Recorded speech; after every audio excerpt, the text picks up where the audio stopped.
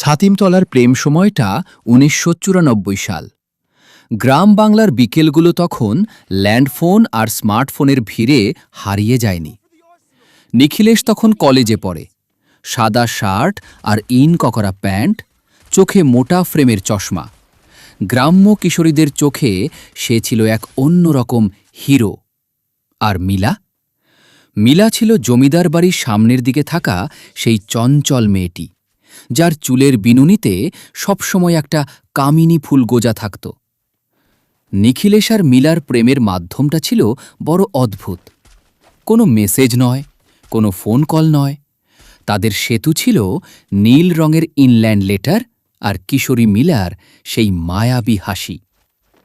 সেই প্রথম দেখা মাঠের ধারে পুরনো ছাতিমতলার নিচে প্রতিদিন বিকেলে নিখিলেশ বই পড়তেতে বসত।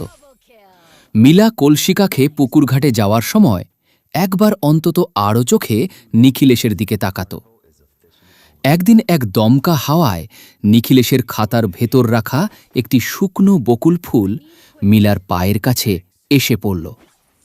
মিলা সেটা কুড়িয়ে নিয়ে লাজুক হেসে নিখিলেশের দিকে চেয়ে বলেছিল, ফুলটা কি আপনার খুব প্রিয়?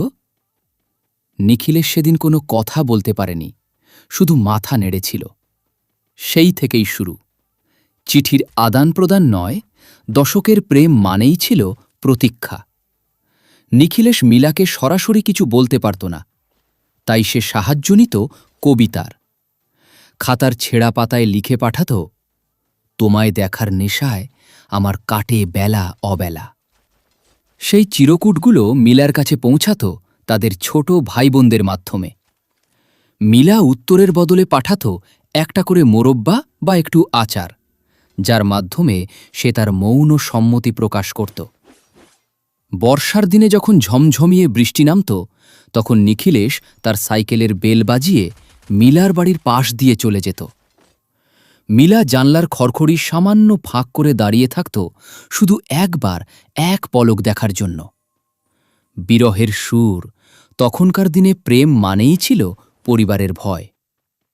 একদিন মিলার বাবা তাদের এই সম্পর্কের কথা টের পেয়ে গেলেন। শুরু হল কঠোর শাসন। মিলার পুকুর ঘাটে যাওয়া বন্ধ হয়ে গেল। নিখিলেশ ছাতিমতলায় বসে বসে শূন্য চোখে মাঠের দিকে তাকিয়ে থাকত। তখন একমাত্র নিখিলেশ ছাতিম তলায় বসে বসে শূন্য চোখে মাঠের দিকে তাকিয়ে থাকত। তখন একমাত্র সঙ্গী ছিল তার পকেট রেডিওটা, যেখানে অনুপম দত্তের সুরে গান বাজত, তুমি না থাকলে একাকী এ জীবন কাটানো যাবে না।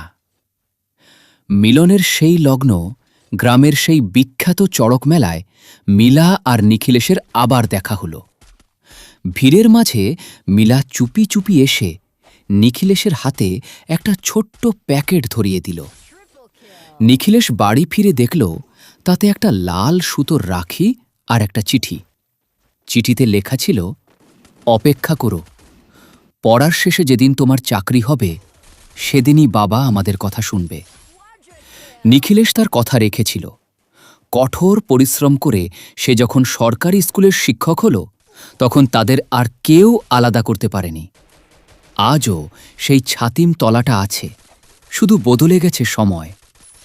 এখন আর কেউ চিঠি লেখে না, কিন্তু নিখিলেশ আর মিলার কাছে সেই পুরনো নীল ইনল্যান্ড লেটারগুলো আজও এক একটা সম্পদ।